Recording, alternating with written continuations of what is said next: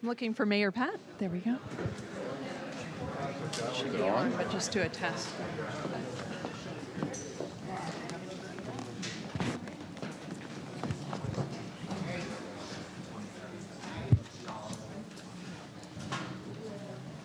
Good evening, everyone. Thank you for being here. I'm going to introduce myself. I know most of you know me, but the Carroll County Media Center is filming us this evening, so everyone be on their best behavior. My name is Pat Rockenberg, and I'm proud to serve as the mayor of the town of Mount Airy. I'd also like to acknowledge our council members in the audience, Council President Peter Helt, Council Member Patty Washerball, Councilman Larry Hushauer, Councilman Bob King. I think that's about it. We have several members of our planning committee here. I'd just like to remind everyone briefly why we did this study. I actually think the reason why came about, I think I was in Bill Butts' kitchen. We were talking about a lot of moving parts going on. Flatiron Building, Park Avenue, parking issues, what to do with Center Street. And it was probably, I think, Bill that said, look, we ought to really study this and not just look at these things one-dimensionally. Let's look at everything together because they all impact each other. So it would be kind of foolish to go one way with one project without taking all the projects into mind. So that's what we did. I'd also like to acknowledge Monica Weierbuch, who was our town administrator, but formerly town planner. This is going to be her last big project with the town. I'd like to give her a round of applause for the great job she did on this. And with that, I'm going to Design Collective, Cicely. Thank you, Mayor. Please don't. We don't want to break their equipment. So thank you all for coming out, and we're delighted to be back here. We know there's been a little brief delay between our last showing here, but we have been working in that duration of time and put together a draft that the town has been looking at. I think that was mid-January, so we're happy to be back here. And tonight what we really want to do is maybe refresh people's memories of some of the decisions and thoughts and ideas that were presented at the charrette and the input that we got, and then really go over, spend most of the time giving you an overview of the draft final report document, which summarizes everything. And I won't drag you through all of that this evening, but we'll highlight some of the main key components, and then I'll be happy to answer questions following the presentation. So if you could hold the question unless it's something that you see on the slide that's not clear. And just by the way, this isn't an eye exam, I promise. The full report is posted on the town's website. So we are going to be looking at the actual pages from the report. And again, I'll highlight those verbally. If you want to read through the entire document, it is up on the website and can be downloaded in its entirety. I think it's about 85 to 90 pages, if I'm remembering correctly. So you're welcome to do that and really dive in and look through it. This is noted as a draft, so there's still a process to go through for the approval of this vision plan, and once that is done, it will set a framework for moving forward. Critical to this, and I'll go through. First, before I proceed, I wanted to just acknowledge, I'm a single person standing here, but our team was much vaster. For those of you who came out to the charrette, you probably met the majority. We were here in this room for 4 days and produced much of the work that you'll see here tonight, but we did go back and refine it. So those team members from Design Collective, there were 4 of us here. For that duration. Dougal was our market analyst, and her work, Melina Dougal, really produced her work prior to us beginning, and that helped inform the recommendations that we have. And also, I believe that report, her final document is about 110 pages. If you want to dive into the full market analysis, is available. If it's not as a digital copy, it would be available through the town as a hard copy. And then Sabra was looking at, they had a number of tasks. Their traffic engineering firm, the traffic engineering was not part of this study, but they've done a whole lot of work for the town, so they were able to pull from their past experience and analysis here. But their real focus on this project was looking at parking, utilities, and then giving us an idea and a sense of broadly what improvements would need to be made for the streetscape and to manage the traffic. And so those were the roles that our other team members performed. And our focus from Design Collective was more on the land use, urban design planning side. So just to go over this, first, before I go into the background, can I see by a raise of hands how many people either participated in the vision session that we held or the charrette or both? So if you can raise your hand, just... Yes, thank you all for those people who did show up. And if you're new to the process and you have questions following to get some of the background, it looks like the majority of the people have participated at some point, but I did see a few that may not have been. So we won't go back through all the existing conditions and analysis, but I'll give you a sense of the background that we went through to get to the point where we developed concepts. But you're welcome to ask questions. And again, the full report has all of the documents or all of the plans that we looked at. But just to go through, the study area is the darker area that's bordered here. And you can see Main Street runs through the western portion of our study area. Route 27, Ridge Road, is to the east. And the purple line is really the part of it is built through downtown, the rail trail, and then part of it is planned connecting east and west. So that is a good orientation if you know where the train station is and the rail yard is, and that intersection of Main Street and Center Street is sort of at the core and the heart. Although we did look at the entirety of the Beck property out to Route 27 and a little bit north on Main Street, a little bit south, but really focused on the core of downtown along with the expansion of Center Street out to the east. So the document, just to go through that, is structured in a way that we have the introduction at the beginning. This will go over the brief overview, goals, purpose of the document. The existing conditions are all in section 2, and those would go through our analysis that predated some of our concepts. Section 3 is just an overview of the market analysis. Again, that full document is separate. We only brought in the highlights, a summary, if you will, into this document. Again, it stands as its own separate document in its 110 pages length. And then really the core and the focus for tonight is I'll go through many of the recommendations that we looked at for those areas that the mayor went through, such as Park Street and the Flatiron Building, Center Street and how that connects to Main Street and would connect out to the east through the Beck property to Route 27, the rail yard, streetscape on Main Street, all of those things we looked at. And just to note, a bit of a disclaimer, which is it does read right here within the document, is that the concepts that we have in the plan are visual tools. They look at what the properties could be redeveloped as. It sets, it establishes a vision for the redevelopment of some parcels or the rethinking of a streetscape, for example.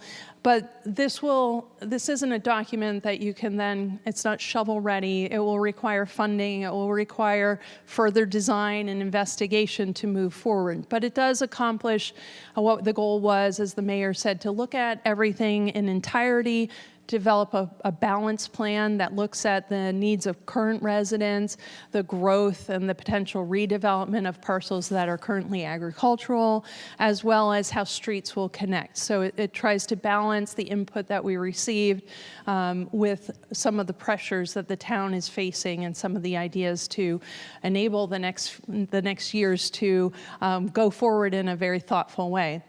And then section 5 is the implementation section.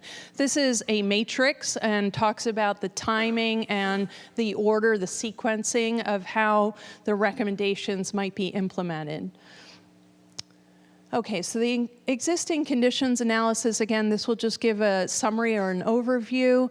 We looked at things such as the street network and how the network of streets in particular within the study area were either connected or disconnected, where the breaks in the grid were. I mean, clearly you can see a gap with Center Street where it comes off of 27 and then stops short going east from Main Street, and how that might connect through, and what the development might look like as that connects through, and who might be the responsible party for making that connection. We also looked at, if development is coming through here, what are the impacts to Center Street as it meets Main Street, for example? So it was a good tool to start with to see where we might connect and what improvements might have to happen to go forward. We looked at topography. So this is a basic map that sort of shows the thumbprint, if you will, the fingerprint of Mount Airy. And you can clearly see that Main Street followed a natural ridge line as it developed, as many towns did. You can also see how the rail line, which you can follow now most readily with the rail trail line, how that cut through the topography in some cases and moved as a perpendicular to Main Street.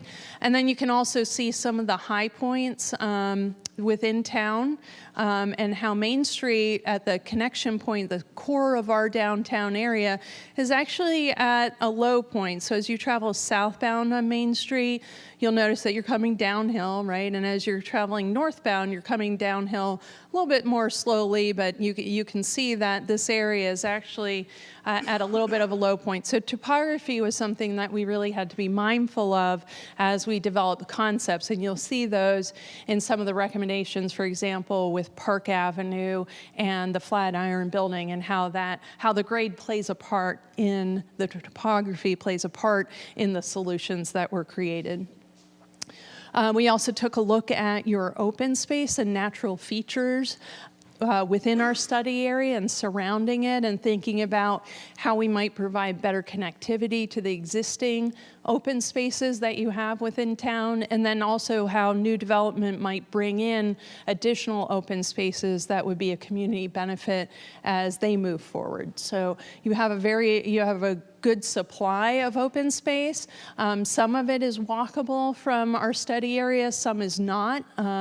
Certainly the rail trail provides a great connection point to Watkins Park and could be enhanced even further.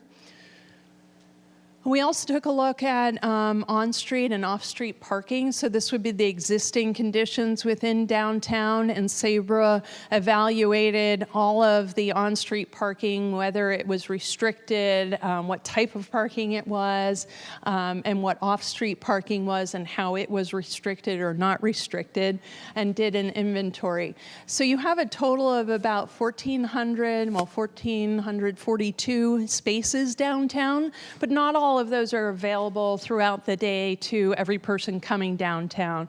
So just looking at this broadly, there's a sufficient amount of parking downtown, but it's not all available, nor is it all accessible. So those were the two issues that were the primary focus, is on how to improve accessibility to the parking, and how might we better manage the parking that we have, as well as consolidate and improve the amount of parking in areas where it could be accessible moving forward.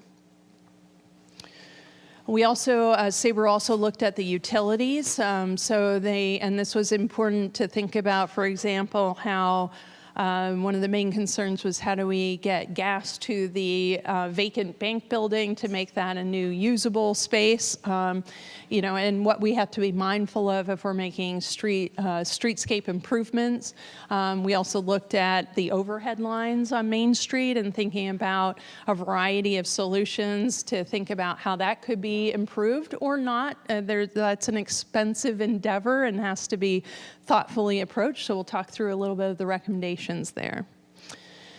Okay, and we also looked at zoning, which of course is, one of the constraints or regulations, I should say, that dictates what happens with new development, as well as infilling some of the spaces within downtown. So that was another critical thing to take a look at.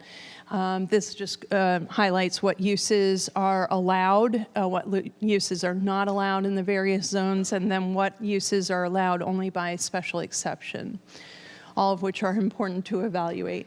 The market analysis, again, I'll hit the highlights. This was quite a lengthy analysis endeavor, but one of the key things that we talked with Dougal and Associates about was to think about the differences between what's appropriate downtown versus what is appropriate out at 27. So their recommendations really, their analysis and their recommendations really look at the two zones very differently and think about what are the projected uses that might have a demand in one location versus the other. So, and then what could be improved by relocating some of the uses.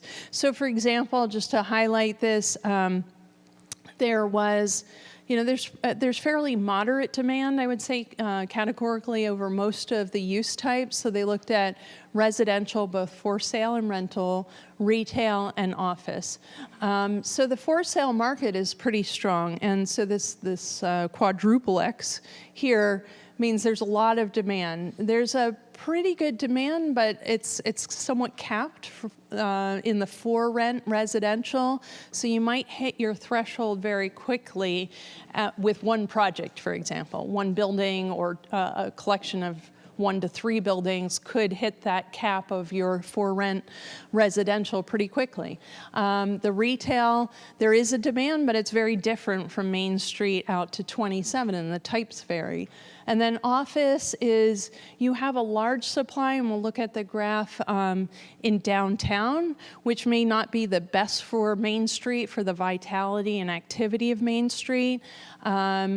And it might be better to have some of that office off Main Street and fill back in with some more active uses that create vibrant streetscapes. So there are a lot of service uses and office space like not travel agency, realtors, banks, other things on Main Street that just don't create that vibrant streetscape scenario. So she looked at that as well and made recommendations for that. But in order to, one of the critical things to recognize is there's nowhere else for office really to go at this point. There are no other alternatives. If the extension of Center Street connected through, that will provide some opportunities for relocating office to new space, to space that would be accessible and still connected to Main Street, but just not dominating Main Street. And the other thing to think about is in order to bring the type of retail that is desired along Main Street, we need to bring in some additional households to support that retail. So they all work together. Those land uses have to be balanced, and it has to be a reasonable expectation of what, say, having new restaurants, a restaurant that would infill in the bank building or some of those other retail along Main Street, how they would be supported, how the households, there is a lot of bleed out. A lot of people go, probably in this room, might head to Frederick to get dinner. You might go elsewhere to get that. So there are dollars being spent out of town by residents and people who live in Mount Airy that could be recaptured, but there's probably a cap on that where there would have to be some new households to support additional retail beyond, say, 1 or 2 establishments.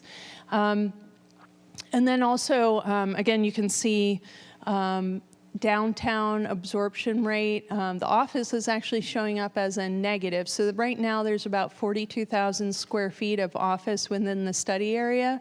And the capture rate is actually less than that. So that's going to show low. We didn't see, although there was a stated desire to have more civic and cultural, she'll show a 0 because there's not really a demand for that in the market, although there is a need stated. So just to clarify that, that we understand that there's somewhat limited space within downtown. We're out here to give this presentation. Town hall isn't large enough to have this size crowd, so obviously there's a need for that, but we have to be smart about providing that and understand that there probably has to be an adjacent or a combined use of a space like that because we're not holding these events every night, for example.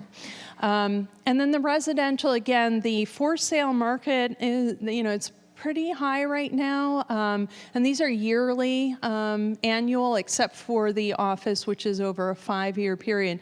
But the for sale residential absorption is about 24 to 36 of detached per year. So, you add that up over a 5-year period, and you're getting into that, 125 up to 200 range, which starts to make the idea that residential development could be supported here, as well as single-family attached or townhouses also add into that, and the numbers here are 7 to 26. And then again, the for-rent residential, although it's up to 60 units, there is the cap that she suggests that, again, after maybe 1 or 2 projects up to maybe 120 to, I think, 150 were the numbers. That's all this area probably could absorb from a market demand standpoint. All right, and then this really talked about the uses downtown versus out, this is really the slide that I want to go to next that talks about the percentage of office on Main Street versus what would be a balanced or recommended balance of uses on Main Street. So right now you can see that office is 37% and civic cultural is 8%. So 45% of Main Street is not activating Main Street. So there's nothing wrong with those uses. It just doesn't create that dynamic streetscape that energizes. That means that people can come downtown, not just for destination retail, but to make a day of it, right? To get dinner with a friend and maybe stop by, look at a gift shop, grab some flowers, and have that kind of experience where you're spending 3 or 4 hours downtown. You have a dress shop that does a great business. You have a flower shop that does great business, but there isn't a way to spend the few hours as a visitor downtown, unless there's a festival or event happening. So there would be a better use of Main Street, to get that up to about 55%. And, this is, she makes other, across downtowns in general, she would have suggested a higher use, but trying to balance and bring the office down by just 20% rather than a radical shift. So we're not looking at a huge change. We're looking at maybe 1 or 2 of those office spaces converting over to residential to help shift the tide, if you will. Let's see, recommendations. So for these, again, we looked at those focus areas. Those were our primary, were the downtown Main Street, the Flatiron Building and Park Avenue as it meets Main Street here, number 2. The Center Street and Rail Yard area, just north of the connection of Center Street being connected out to Main Street. And then the Beck property, which was the largest area, but also we saw it as distinct from the Main Street area and handled in quite a different way. So we really are at a crossroads, if you will, right now. If we look at Mount Airy historically, Route 27 was created as a bypass. As many bypasses were developed, they sucked a little bit of the life and energy off Main Street and created retail that really was auto-focused and changed the dynamic of Main Streets. You have an opportunity. I say we because I think I've adopted you all, but there really is an opportunity at this point, through the connection of Center Street, to rule your own destiny, to start making those connections that were severed by Route 27 and the bypass condition, to start making a link to Main Street. You can claim your threshold here, make a statement, pronounce your identity at that point. And the real choice is, do you bring the highway, the Route 27 character into town, or do you bring the town's character out to 27? And that's really the opportunity that you have at this moment. There's some development pressure for the Beck property, so what direction you choose to go through is how the town will identify itself moving forward. So I would say be careful, be cautious, and be thoughtful about that. We've presented ideas that got a lot of support during the charrette and through the process, and a lot of input on it, but it really requires from this moment forward the adoption of the plan and the implementation of the plan. So again, we do see these as unique. We'd call these centers or nodes, so the downtown Main Street with the center and Main Street being the core of it, sort of to Park and Center is the core of downtown. And it does want to have a different Main Street character, of course, than this development, but this, I would argue, doesn't want to be the auto-centric development that you see currently on 27. There's a lot of that, but you only have one area where you can connect directly to Main Street and have the opportunity to have it develop in a way that supports Main Street and doesn't have a further detrimental harm to Main Street. Okay, so I'll start diving into these. But first, I'll share with you a few of the guiding principles. And those of you who've come to the charrette and the visioning session, these will be familiar. But bear with me, I'll go through them. And I've only highlighted a few here, but one of the things, that, again, is announcing identity. We do think that there's an ability to do this on Main Street in a certain way. For example, an arch element or just signage, monument signage, as you come in from the north and south on Main Street could be done. There are a lot of great examples for historic downtowns that could be looked at and decide what you have a rail history, you have a lot of good history to build on, how do you want to express that? And then also maybe a different character or expression of gateway as you're out on 27 and coming into downtown, but still expressing the character of Mount Airy. Thinking about streetscape improvements and how we see this really as a system. So if you're thinking about your identity, be consistent in your language, develop a system that looks at a hierarchy. So something, the large permanent identification out on 27 and over Main Street is of one character, but you also want to reflect that in the more finer grained details of signage and identity. So things like banners on street lights goes a long way to saying we are active. You have some of that downtown already, and you have a pretty good logo. So, to keep developing that further, build on it, create it as a hierarchy or system of kit of parts, if you will, that helps to express that identity and let people on 27 know you're here and what your unique character is. The other thing, I talked about this a little bit, but is that idea of two nodes or two centers, right? So the one is downtown, the one is out at 27, and they're distinct. There's probably a separation between them, so they're somewhat unique, and you can clearly tell that you're going from one to the other. And we think of those centers, and what's shown here is about a 10-minute walk.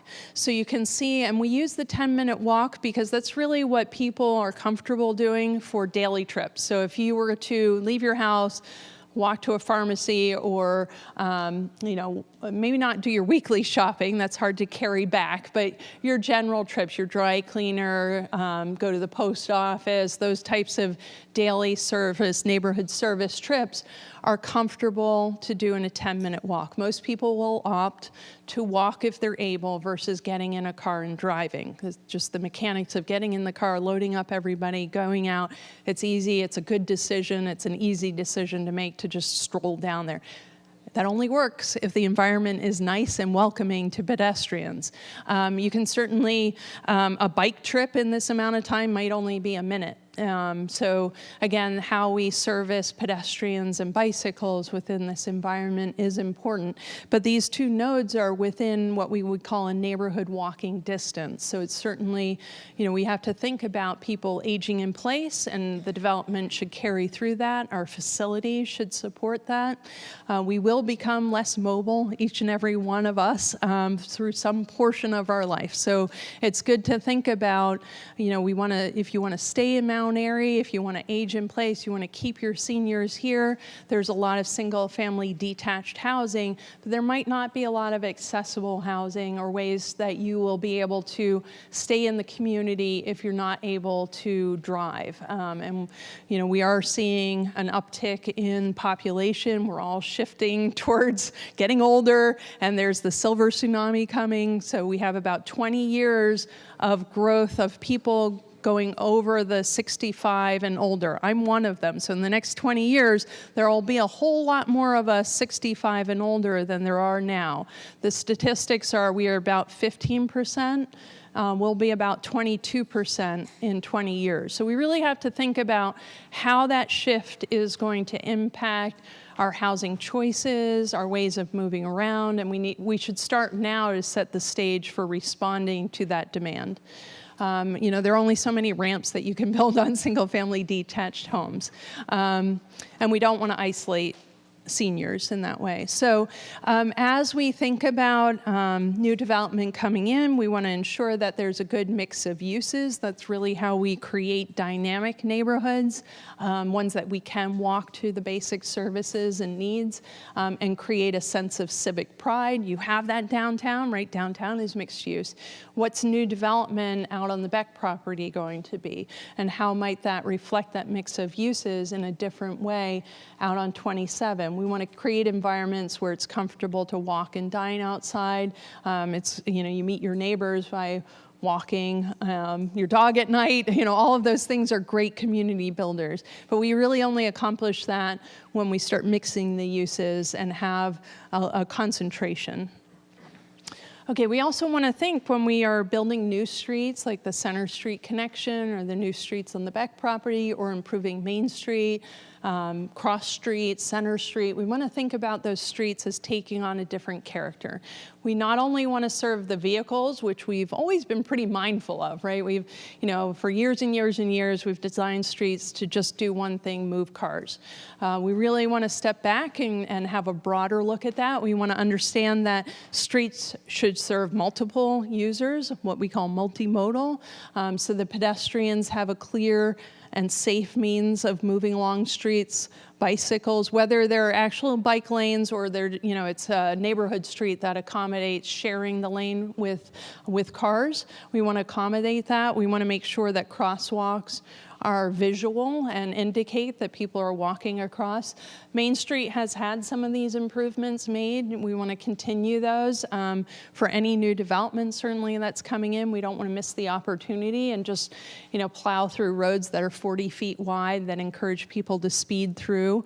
We want to, calm things down, have street trees, have rainwater planters that actually do something with stormwater management. We haven't really been good with that in the past. We need to be much more mindful of how we treat stormwater. And so our demands on streets are that they become a little bit more complex, a little bit more interesting, a little bit more dynamic, and serving all users. Land use, we set up a series of these framework plans. You'll see these in the recommendations section. And they really set up the broad framework or network of how we see whether it's land uses, streets, open space, and how that ties together within the study area as well as branching out and connecting beyond the study area. So you can see just broadly here a mix of uses out on the Beck property, uses here on Main Street. We see street connections, and just to note again, it says it here, but I'll read what it says basically is, this is just a concept of how roads would connect through the Beck property. Critical to this is the connection of Center Street.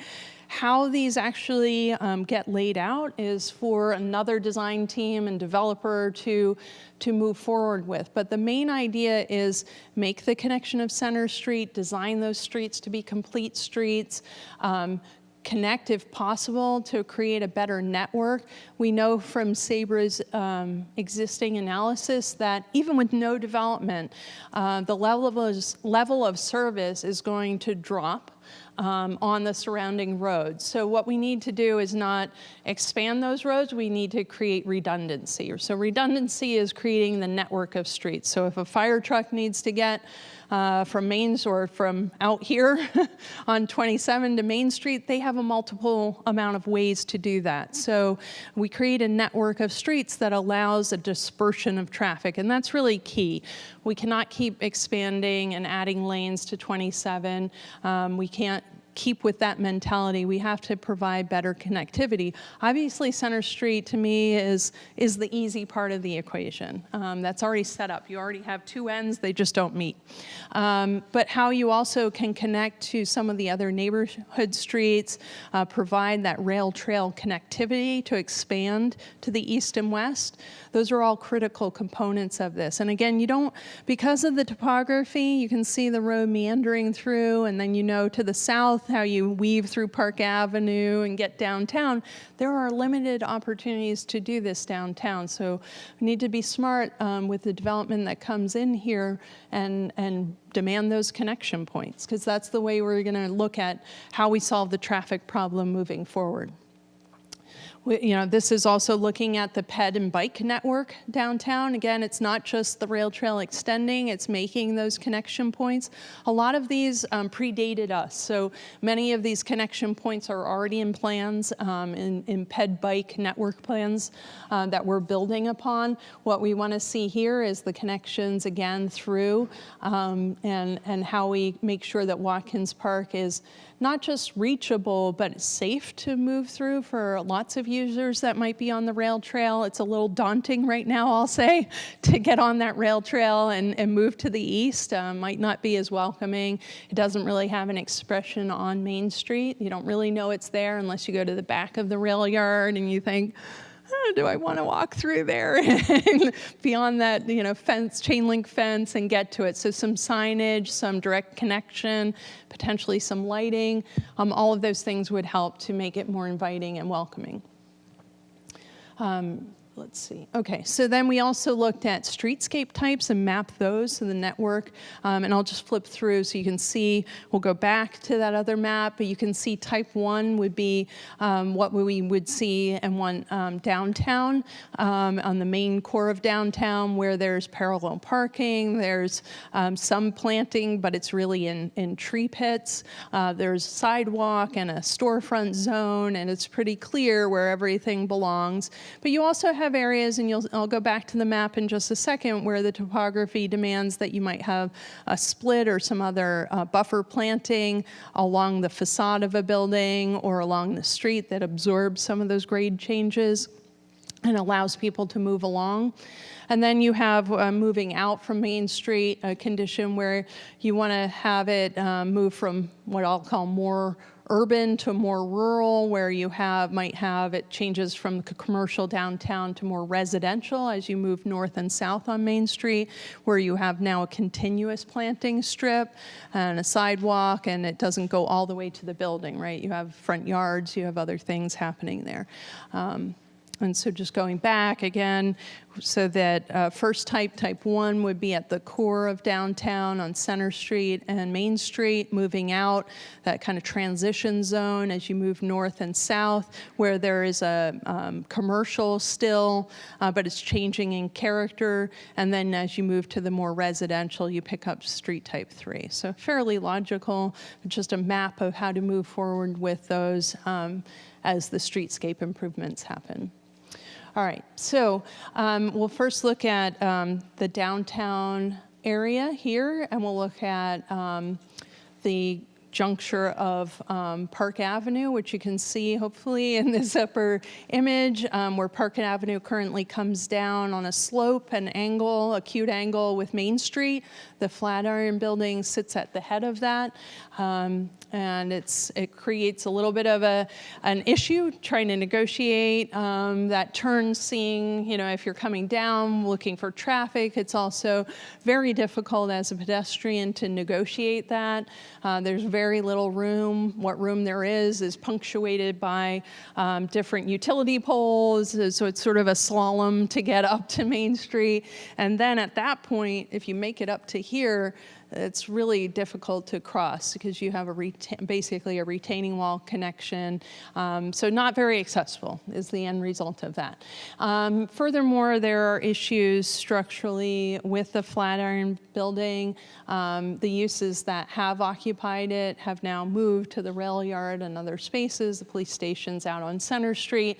So trying to look at how that could be re-envisioned, and you can see a rendering, again, conceptual rendering.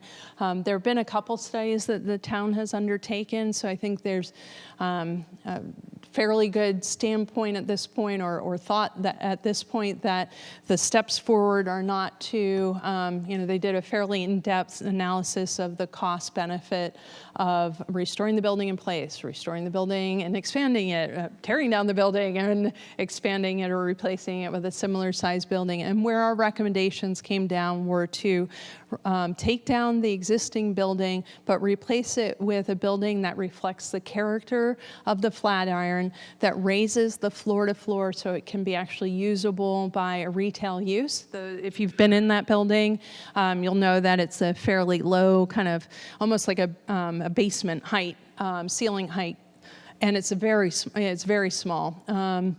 The other thing we're trying to solve with this is how to move people. As you recall, I mentioned that the parking, there is a good amount of parking just behind this building, but it's not accessible. So you come down steps to Main Street. So the idea would be that this building, for able-bodied people, they can move down the steps, but this building would also include an elevator so that vertical access could be mitigated through an elevator through the building. And the idea with this is that you could expand the building. So you can see that this footprint, this narrow building, might get an extension on it. And so the character of that building would be reflected, but it gives an opportunity to really have usable space. And the idea is that this would be undertaken through a public-private partnership where the town would issue an RFP to a private developer.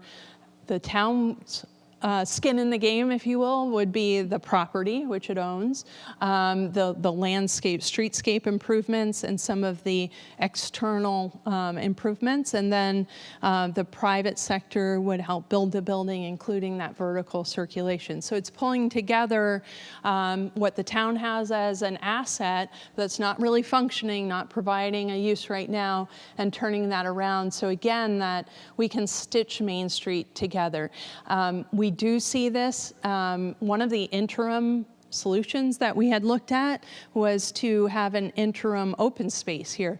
But looking at the gap that makes in Main Street is pretty detrimental to making this a more active Main Street. We really don't want to see that. That option was scrapped. What we really want to see is a minimum amount of time where this isn't occupied by some building.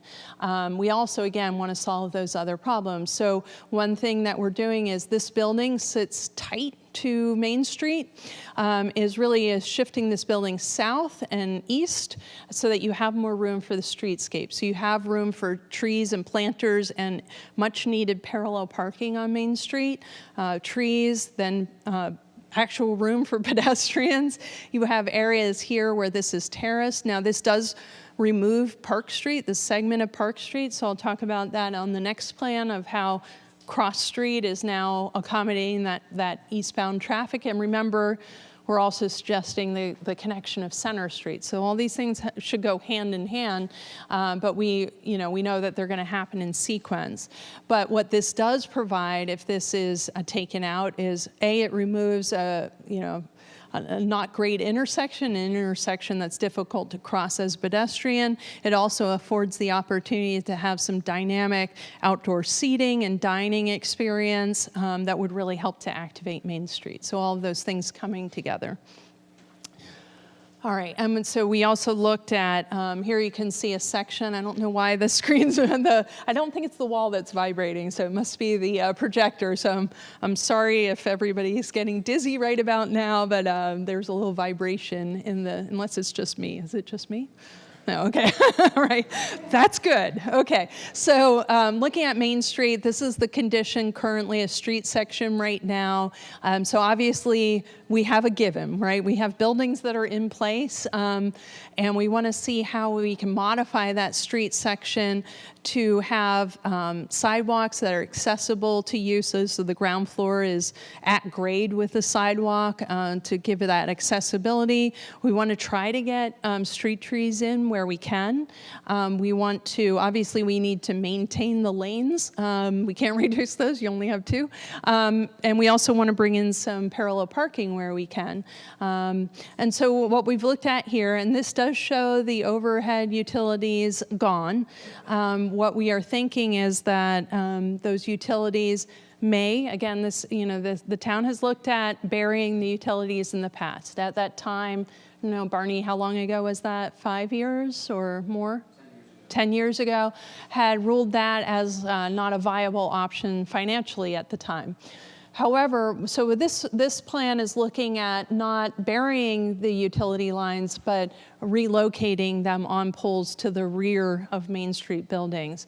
Still needs further investigation. I'm not saying it's a done deal, but it would solve a couple problems. A, it's less expensive. B, it's less disruptive. So those poles can be in place, the wires can be run. The service can be reconnected, the old poles can be disconnected, and you're not tearing up all of Main Street in the process, because it is disruptive to businesses, which obviously we're trying to get active retail and we're trying to help businesses thrive on Main Street. We don't want to have road closures and disruption. So that is the recommendation currently, is to look into relocating the poles to the rear of the lots along Main Street. And it's just a portion of Main Street, but that would really help to, obviously it would clean up the aesthetics of Main Street, but it would also let you put in some trees for shade, some light poles with banners, and would help to do, accomplish a number of things. Again, balanced solutions, that's what we're trying to reach here.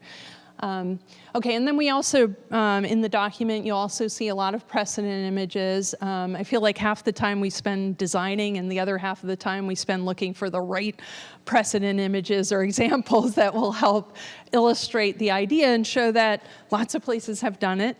You can accomplish it. You want it to have the character of your town, so not all of these might fit precisely, but these examples show ways that Main Streets can accommodate grade changes and create dynamic areas for dining and being outside, giving life and vitality to Main Street.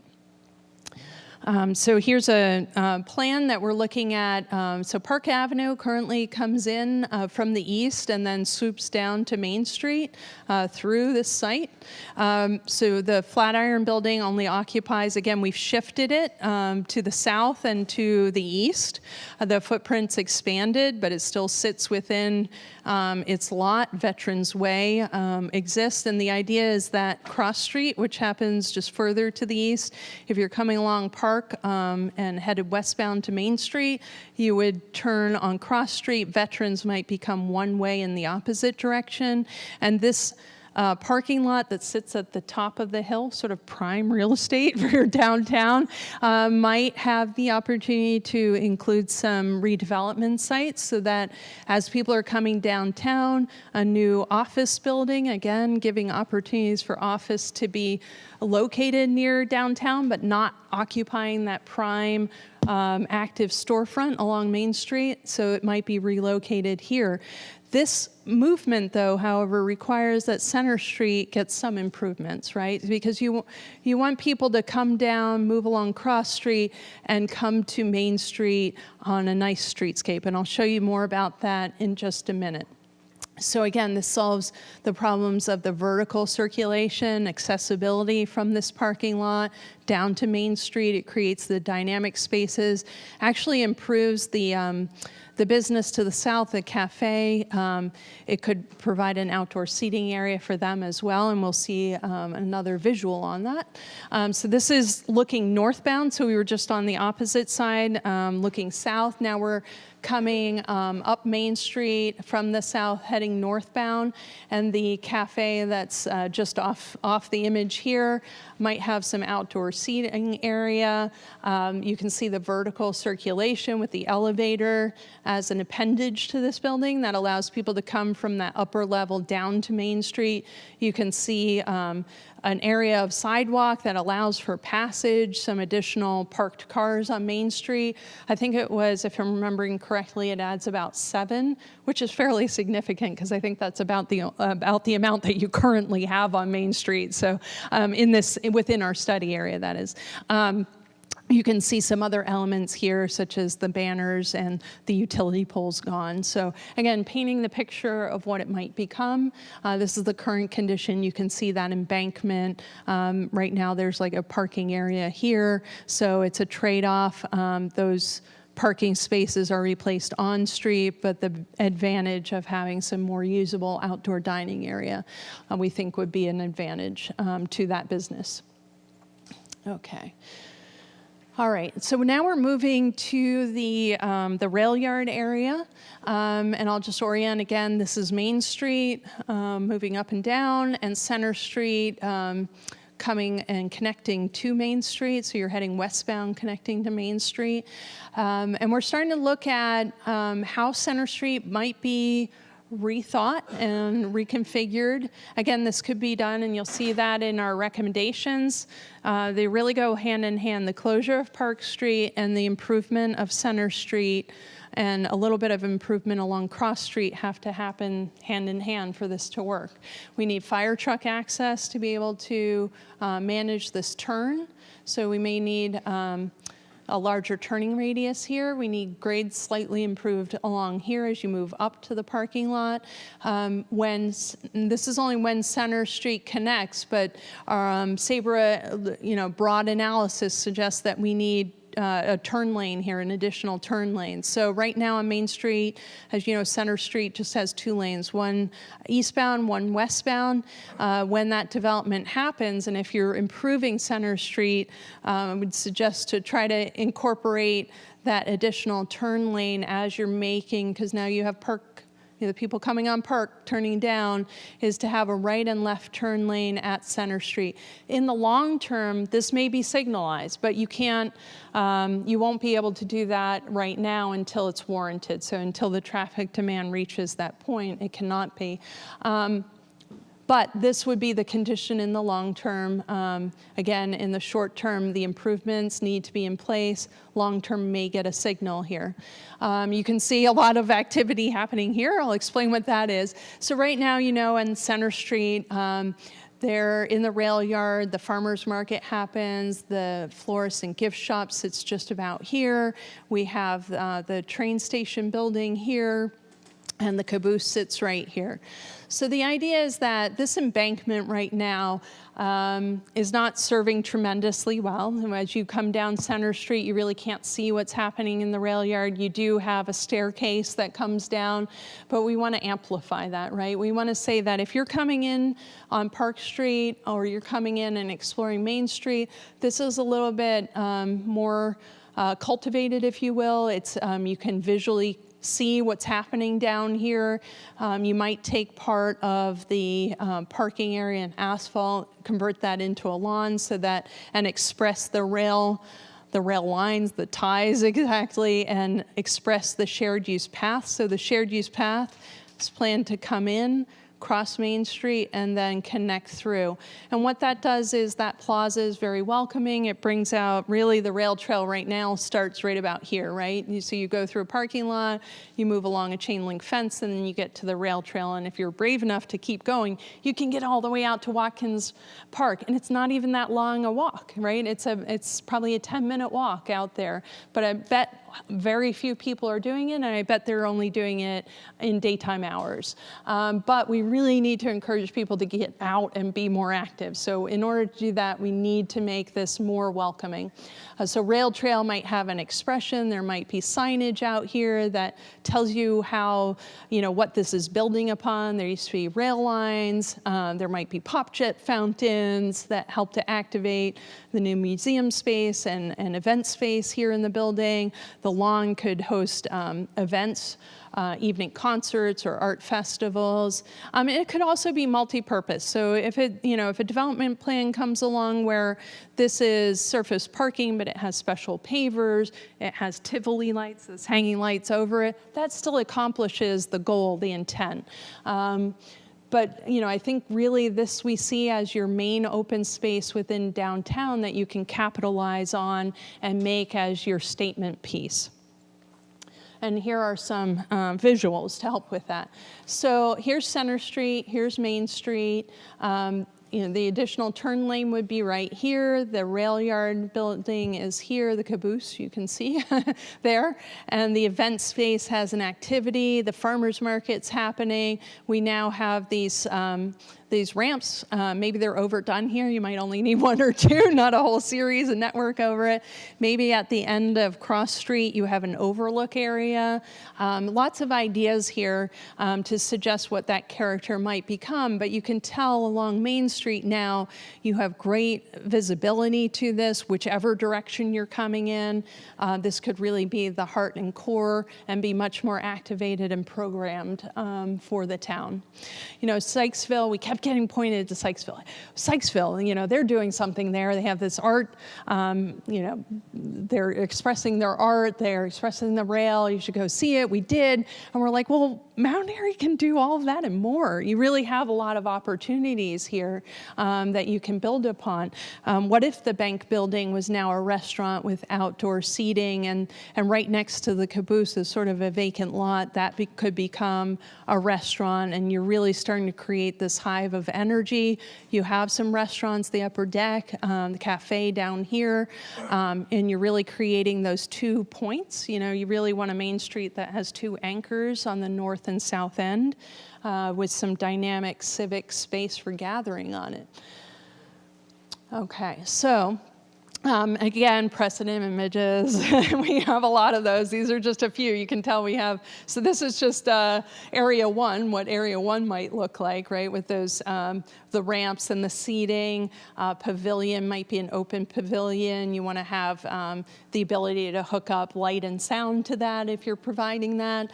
The idea of having great furnishings in that space. And then we have lots of images for every other element of this space in the document. Okay. And here's what Center Street would look like rethought. So right now, current condition at top. You have the eastbound lane, the westbound lane. You have a very minimum sidewalk adjacent to the gun shop here. You have some angled parking using up a lot of the space here, but not really contributing too much. We're looking at having the lanes further up. Once you get away from that turn lane, you could pick up parallel parking along here. You now you've shifted things a little bit, so you can see the sidewalks getting a little bit larger. You have room for now the elements that make a great street trees, street lights with those banners announcing the festivals and activities to come on Main Street.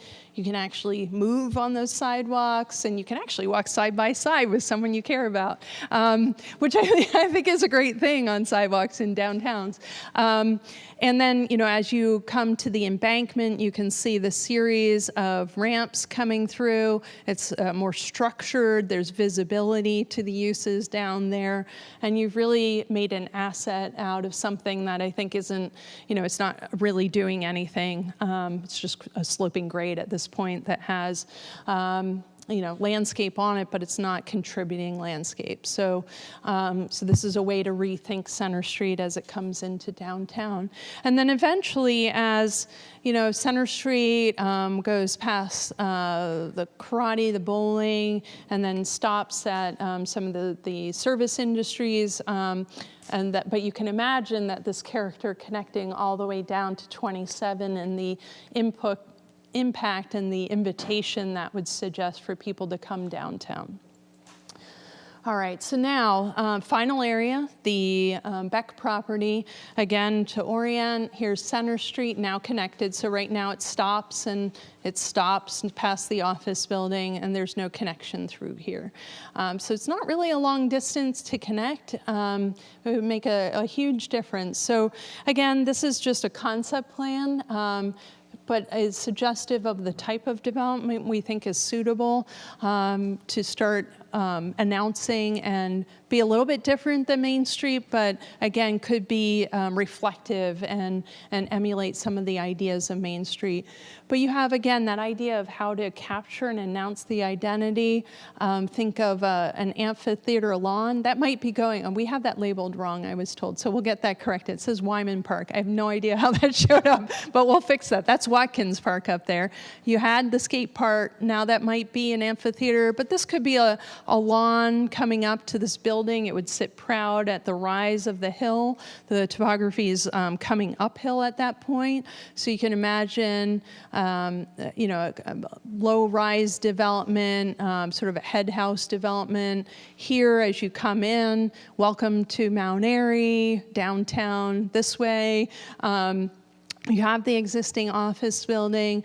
You might have other, the apartment buildings that we talked about could be integrated here and not have much effect on other single-family residential in the area, but help to create that streetscape. There was demand shown for a grocery store, so here's a footprint for a grocery store that would have great visibility on 27. They love that. And you need some parking. So there could be a hotel. There could be other retail on the ground floor as you come up Center Street, and then single-family attached and detached housing. Again, we're connecting the network where we can here. We think a connection is possible grade-wise to the neighborhood to the south.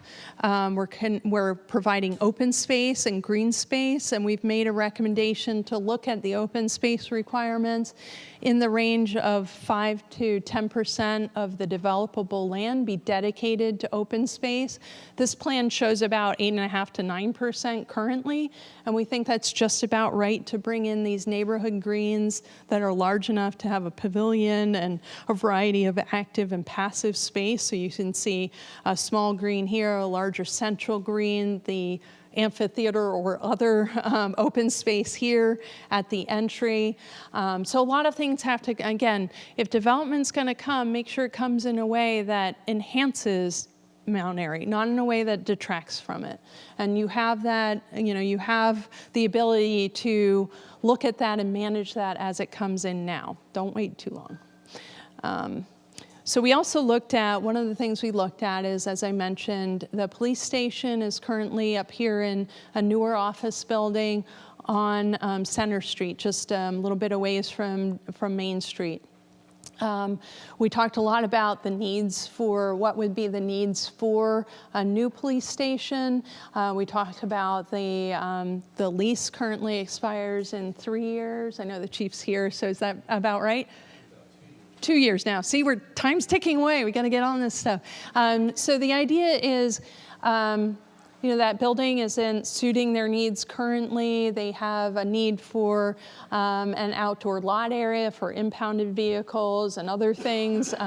They need a way of bringing detainees, do I have that correct, into the building that's separate from the public entrance of the building. If we're looking at a new building, We need a site for that. We need the ability to do a needs analysis. But looking at some other precedents, which I'll show you in a moment, it looks like you need about a 1 to 2 acre site. So I think this is just about maybe 1.5 or 1.75 acres that we're showing here. You need to think of it as that building should be built for a 15 to 25 year occupancy, right? So it's something that wants to be. It's great to have access in both directions. We think this is maybe a win-win for the town and the Beck property redevelopment, that in order to have a break on the open space requirements, provide that 5 to 10% open space, but in lieu of providing the higher current requirement, perhaps provide a space for the police station.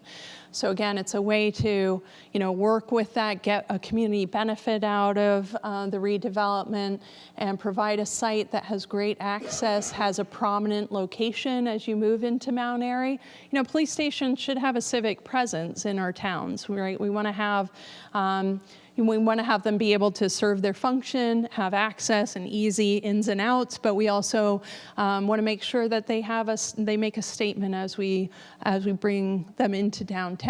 The other nice thing that that was enthusiastically embraced was trying to get a connection to the rail trail, right? So police officers on bicycles can patrol the rail trail, can be a presence on the rail trail, have a connection to it, and help to serve in that way as well.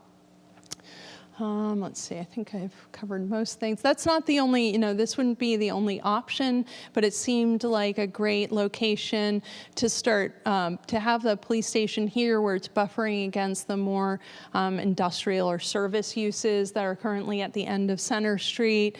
Again, have that prominent location, but not get hung up in the Main Street area, be able to have the yard area that they need, et cetera.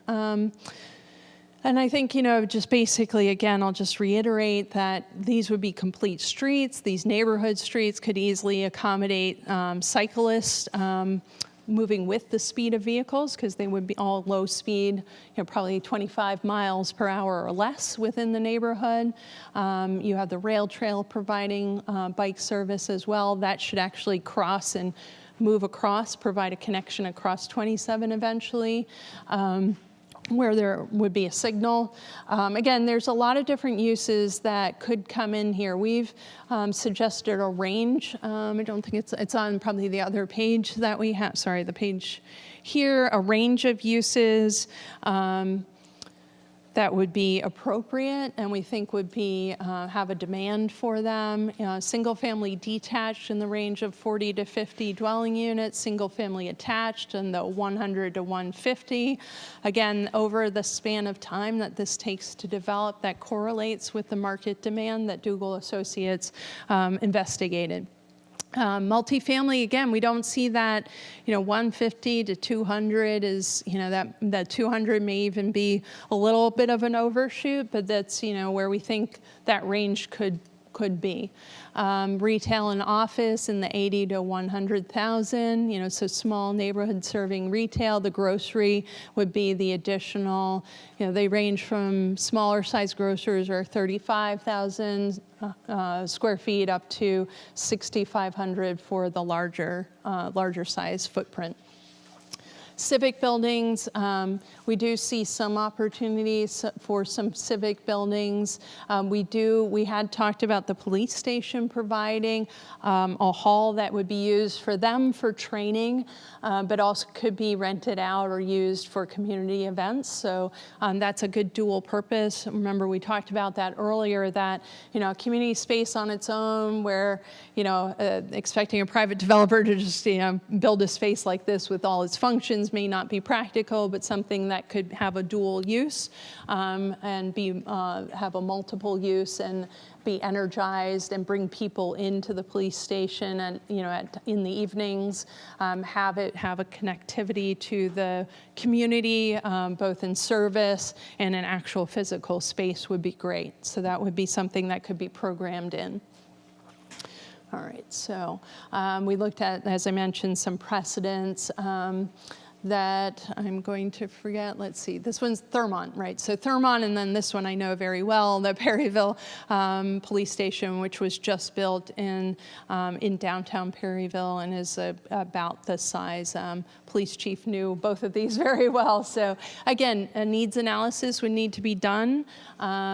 But it should be done fairly quickly. You know, you have to make the decision, do you renew the lease? Do you start thinking about a new building? How long does that lease go? So those are some of the ideas, and here's a final image. So again, we see 27 here. You can see the existing conditions here with the office building that exists, and then Center Street stops right here, and it restarts just up here beyond, sorry, right here. So you can see that Center Street is now connected through, the scale of the development, that head house building sitting proud as you come in, the opportunity to have, say, a monument sign or some feature that welcomes people to Mount Airy and lets people know that it's really a short distance to get to Main Street from here. Grocer here, office, hotel, other mixed uses in this core area. Still fairly low rise and relatable to Main Street. Single family attached, and the police station might occur here. So those were the ideas. You can see the scale of the green is fairly significant. And would create a benefit for the neighborhoods adjacent as well. And it's always great to have a network of open spaces. So I'm going to forget, but there's an open space, another triangular green just off as you come along Park Avenue. Anyone? Sorry? Right. So that, you know, so you would be able to walk from that park. There's senior living there, be able to connect to this park and then to the rail trail. So again, it's that, you know, these spaces do more than just provide active, open space, passive activity. They're actually wayfinding devices. They allow for stormwater management. They create a memorable space. So you're not just creating a grid of streets with no interruption. You're creating a space that has a character and a memorable aspect to it. It's a place for gathering, et cetera. So, so all of those things, again, should come through if this property is redeveloped. So, so those are some of the ideas and visions. I'm not going to go through every aspect of the implementation plan, but I do want to tell you just what the framework is and how it's structured. So again, you can look into the details of this online. And I'll just highlight a few aspects of it now. So again, we have, you can see there's, there's many different recommendations. They're put within a framework or matrix of short and long term. Really, we see the short term being within the 0 to 5 range, and then the long term just expands past that 5+ years. You know, it's gonna, again, as I mentioned at the beginning, some of these things the town can implement almost immediately. You can start looking at some of the zoning regulation changes. You can start looking at, start the process of looking at the utility pole relocation. You can put out an RFP for that, for the Flatiron building. So there are some things that could be acted upon, and I would suggest should be acted upon fairly immediately, that should show progress and motivation and momentum for this. There are other things that obviously are going to take much longer and involve other partners, such as the Beck property redevelopment, which needs a number of things to happen in order to get underway. But again, so some of those things are prioritized as short-term, others are long-term. And I'll just highlight a few. Okay, so again, I just mentioned this, but revisions to zoning, we have a few. So this should, you know, start being dug into. The Flatiron building proposal I mentioned, and the Center Street improvements. Again, the Center Street improvements should precede the closure of Park Avenue, so that you can, if Park Avenue closes and that circulation is redirected, we need to make sure that fire truck access and other things happen. So we discuss all of that within this action matrix. Yeah, so, and then that's, they just build upon one another, but they go into, okay, then disconnect Park Avenue, make trail enhancements, trying to read this without it, look at the connection of the gas line to the bank building so that becomes a viable redevelopment and incentive. So yes, it's a cost to the town, but it could incentivize the reuse of that building and help to create, again, that dynamic Main Street that we're looking for, which then increases tax revenue, brings in people to Main Street, et cetera. And then we're looking at the long term, so this would be extending the trail to the west, so west past Main Street, connecting Center Street to Maryland, to Ridge Road, Route 27. That again, there are a number of steps that have to happen. It would be great if that could just happen, but we really think that should happen with development, since the development needs a number of the zoning regulations and other things put in place. We do see that happening, but it would be great if that happens in the 5 to 8 year range, not the 10 to 20 year range. Again, it's the opportunity to control the destiny of Mount Airy moving forward. Rail Yard Plaza, there are a number of property owners involved in that. So again, a little bit of complexity there to get that all working. Certainly would be a benefit that would be worth investigating. And that goes hand in hand with the embankment, that embankment down to the rail yard being looked at. Let's see, what else can I point out here? And then the last thing would be the corridor street connection to the cold storage west of Main Street. There's topography there, but we did look at it, but in a rudimentary way. We do think that could happen, and certainly a rail connection could be very possible there. This talks a little bit about the cost and relocation of the utilities. So all of that's baked in. It's a lot of information to absorb tonight. We know that it's been a while since we've been out. I hope a lot of this seems familiar. Honestly, after the charrette, and the reaction and the input that we got, we did make a number, I think the only image that we didn't revise past the charrette was this one. We did look at a number, some of them are very small details, but we did refine almost every drawing that we left the charrette with, but you'll see if you were there at the charrette and remember the presentation, you can even pull both out, and if you really want to get into it, and compare them. But there wasn't a lot of radical changes from the charrette. We narrowed down the options. We left some of those options behind, such as the redevelopment of the Flatiron building. We took out that intermediary solution of an open space there after further reflection. But I think you'll see a large consistency from what was discussed in the charrette to now, and a level of refinement and description that has been added in the final report. So with that, and we'll keep this image up, maybe we want to, if someone knows where the lights are, okay, he's got it over there. We'll hit the lights on, and I'll take any questions that people might have. Okay, Mayor, go ahead. As far as Town Hall on Main Street, you often refer to, and I think the word you're probably looking for is an experience downtown. Yes. Create an experience downtown. Would there be any thought to maybe relocating Town Hall and converting that into a private experience place?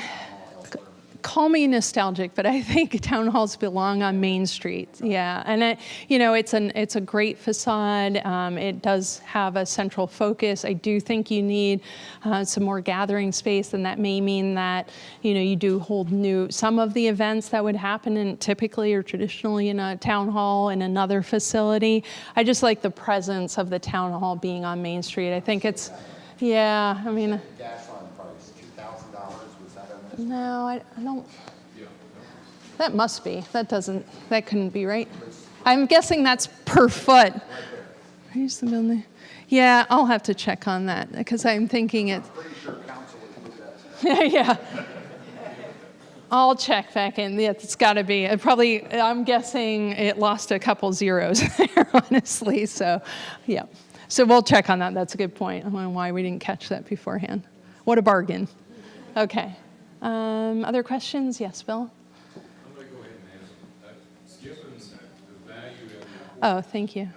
Given the value and importance of the Center Street connectivity, what's the trade-off in advancing that and doing that, more at the front, so that you have the opportunity to pull in folks off, create an entrance and pull more traffic and folks off of 27?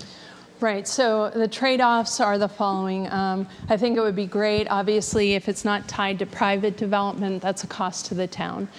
So yeah, it would be the linear foot cost of putting in that infrastructure before a developer would be doing that. And it would also be negotiating right-of-way and other things. And I'm guessing, that comes with some strings attached. So I don't see a real negative to connect it. I don't see other than the cost, who is bearing the cost of that.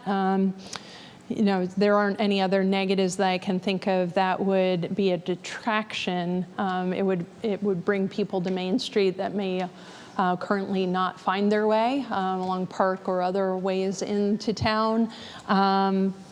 But yeah, if it was done, there are a couple things, right? You want to be mindful of where utilities are run, where you might leave outlets. You have to be with the understanding that it's going to go in, but some parts of it are going to have to be redone as new streets with the development come and plug into it. But I think it's possible. Again, it's not a huge length.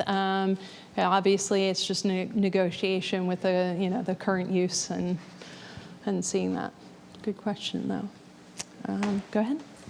Oh, sorry, he's going to hand you the mic. So. Thanks.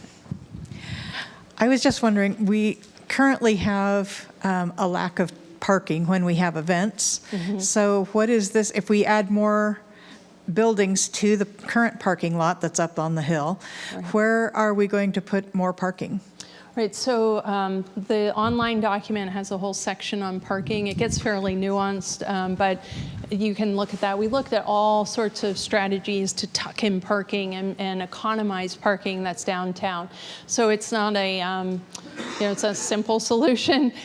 So some of it is there are parking lots behind buildings on Main Street that are individually owned and just not striped in a way or consolidated in a way that would, and it might provide 14 more spaces, but that's a way of picking up 14 more spaces. So if it could be negotiated, and we suggest that negotiating with those property owners, maybe the town puts in the money to reconfigure that, and the property owner agrees for a time during the day that would be open parking, available parking. So there could be a negotiating there. So that's sort of the low-hanging fruit is to do that. Obviously, some of the on-street parking, there are other options where we even looked at excavating the hilltop and putting a below-grade parking level there. That's super high cost, right? And the demand for, again, there's a lot of parking. It's just not accessible, or sometimes it's restricted. So it would be, our suggestion is take the low-hanging fruit, try to consolidate the parking, put parking in. There's another lot north on Main Street, which the town acquired, I think, from remembering the numbers correctly, about 22 spaces could be put on that's just past the rail yard. So again, take that low-hanging fruit, try to work with property owners to negotiate access to the parking lots that might be restricted, reconfigure them. We do think it's a super long-term, if not really unneeded, to do the larger excavation structured parking. There are opportunities to put a deck above or even a double deck from where the upper deck is, so building an upper deck next to the upper deck and stretching south to the church parking lot, and you can see that in the plan.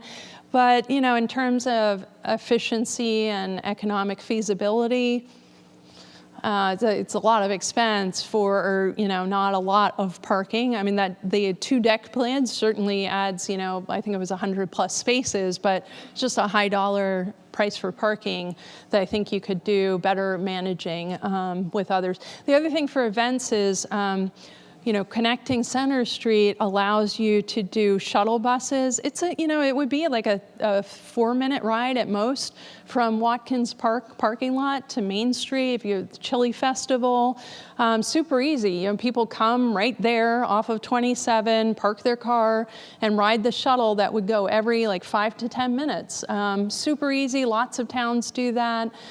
Canal Town, well east of here, has a huge festival. They have thousands of people that come downtown for their events, and that's what they do. They have people park at a nearby school, and they do a shuttle bus to downtown. So, it's like mall parking. Don't park for the high season Black Friday parking. Park for your normal everyday, and then accommodate the festivals and other events. So, sorry, long answer. In your study and analysis.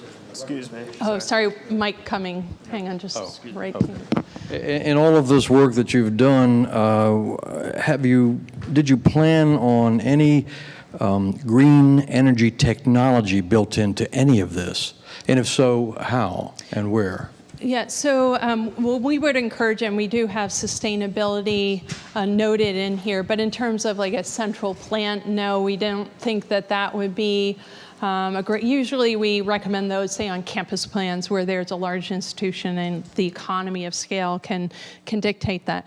Certainly there's I think, and we didn't state this, I think we could, is solar power. Many individual residential units are incorporating solar panels on the roofs. We think that is commendable. We typically, when we write design guidelines, suggest where those might be placed and how they might be configured so they don't become an eyesore. But also, there are areas that you might look at for on-ground solar panels. Since we didn't, the other place that we typically see, I'll just talk solar for a minute, is on parking garages. We've done a number of decks or deck conversions where we'll put solar panels on top of roofs. One example would be a massive deck down in the College Park campus, University of Maryland, where we put solar panels on top of the deck. Again, that's a little heavy structure for downtown. So I see, some of that could happen individually. I think it should be regulated to some extent. The town could certainly investigate other areas, but we, if it's a field of an array of solar parking in a field, don't use up your valuable land to do that. Use that on the outskirts. Geothermal would be a great way to do that. Typically, in projects that we've worked on that have incorporated on it, the soils around here are generally pretty good. I know Frederick has the karst topography, to get geological for a moment, all the limestone and sinkholes and such. So you may run into that. East of here, you have less of that in sandy soils. But geothermal, those are wells that go down into the ground about 200 feet. They work by circulating energy with the difference in thermal temperature. They are virtually maintenance-free. They work really well. Disadvantages are you need a field of those. A single-family home. We have a development just south of Columbia, Maryland, where one of the builders offered geothermal to their residents. They made it work. They need 2 wells for a single-family detached home. They were able to do that on a very small lot. So it is possible. We certainly should encourage that. For a larger building, say like the police station, great way to look at that is on the surface parking. Super easy to drill the well system if the geography is good, if the soil conditions is right, you could have a geothermal array below a surface parking lot. Super easy to do, certainly economical, great for a building that's owned by the town because it's a long-term investment that pays off. So, we can. I think that's a great point. We could add a little bit more to the recommendation. We actually do have a car charging station downtown, and Tesla is now in negotiations with the town to add a station downtown as well. Great. And Like, there's going to be solar power charging. how many people own a Tesla?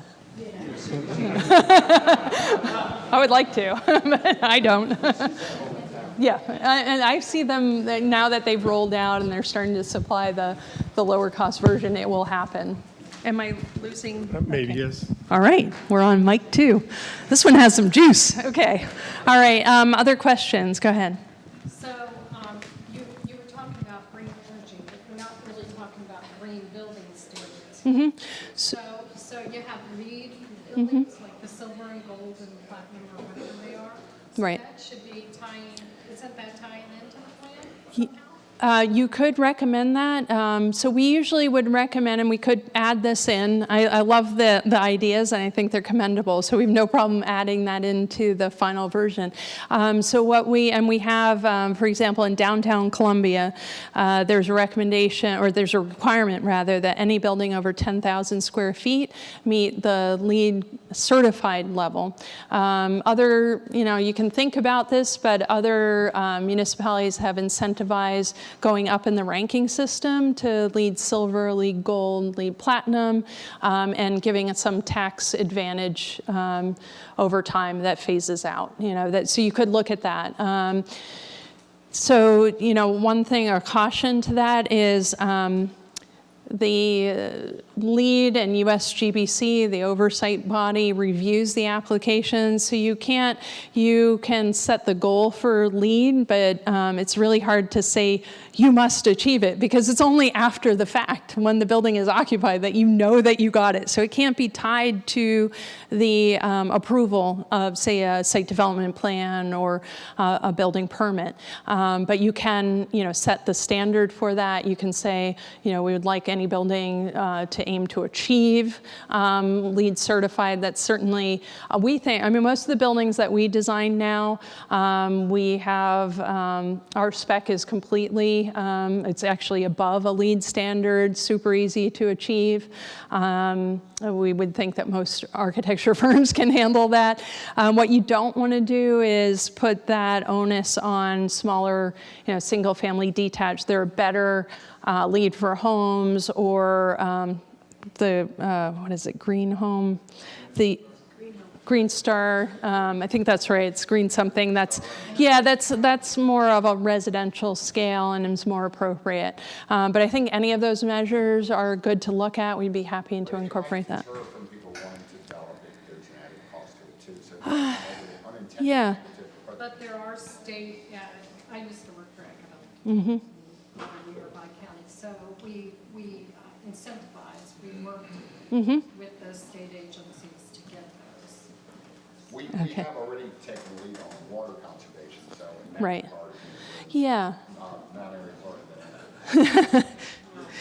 So our state, thankfully we are in a state that's one of the most progressive and has the highest requirements for stormwater management. So I think that's covered.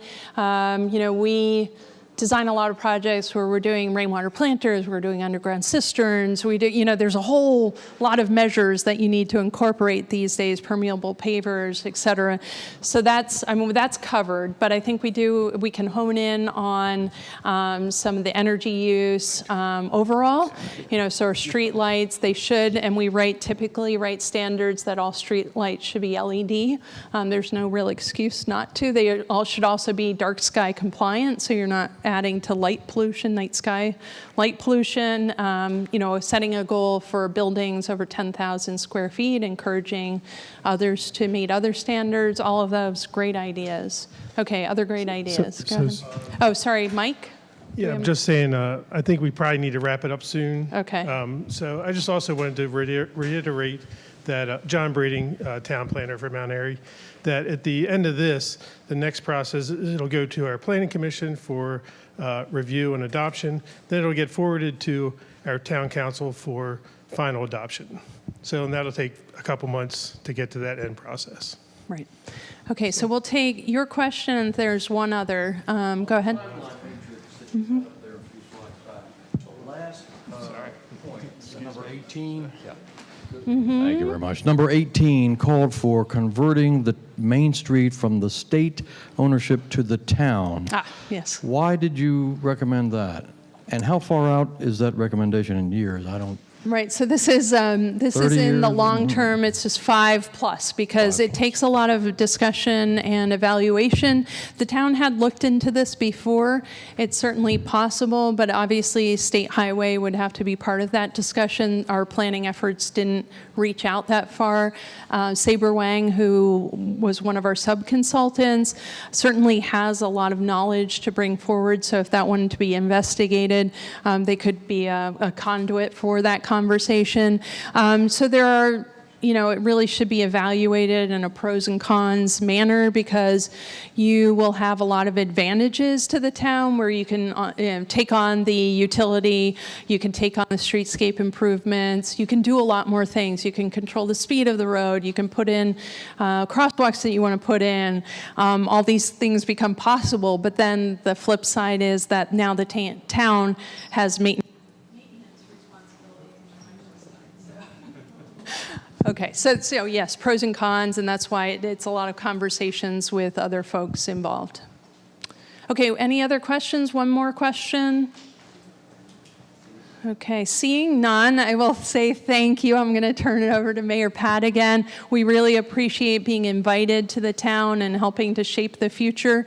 We leave it in your capable hands. Give her a big round of applause. I don't know about most of you, but we've often talked about the wow of downtown, and I think this gives us the wow. I'd have to say Design Collective has exceeded expectations. I'd also like to take this opportunity to make sure I thank you in the audience, the community, because this was really a collaborative effort of the community to come up with this plan. We received a lot of input, and I also want to very much thank the town council, because without their foresight, without them taking the chance and putting the money forward to do this study, we wouldn't have this. So give the town council a big round of applause, please. And if there's any more questions or concerns, they can forward them to Monica, and we'll get them over to Design Collective. Thank you all very much for coming tonight.